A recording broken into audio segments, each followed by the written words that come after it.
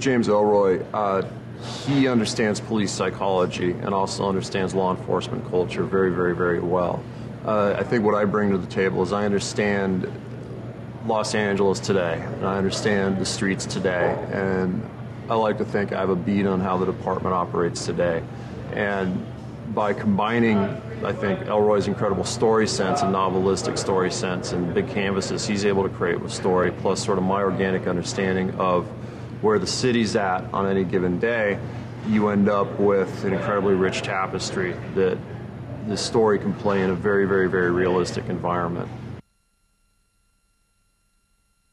Obviously, the engine of the story is Keanu's character, which is Tom Ludlow, who's, 17, 18-year veteran of the Los Angeles Police Department, who works in a specialized unit, but also sort of has an extracurricular job of basically going out and whacking people that the powers that be deem unfit. And when we find him, I think he's somebody who, again, started out with righteous intentions and wanting to do good and wanting to save the world, but somehow found himself going very, very, very wrong. And he's a man with a moral compass, and I think that's why he's so troubled, because he senses somehow that his life and what he's doing isn't going the right way.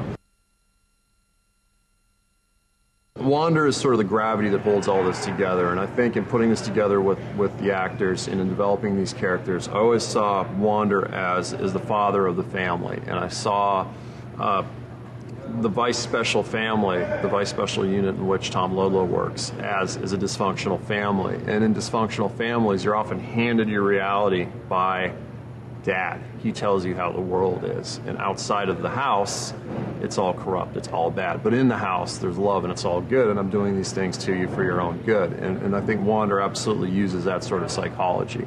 And he's this sort of large, charismatic figure that becomes a leader and advances in life and accumulates power.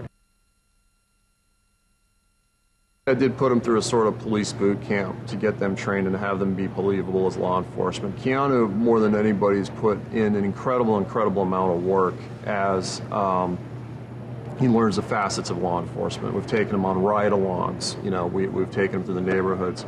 I've had him speak to law enforcement officers who've been very, very, very open about not just the day-to-day operations of law enforcement, but the emotional side and how that affects you and affects your soul and affects your family. What happens when you hang up the badge and go home?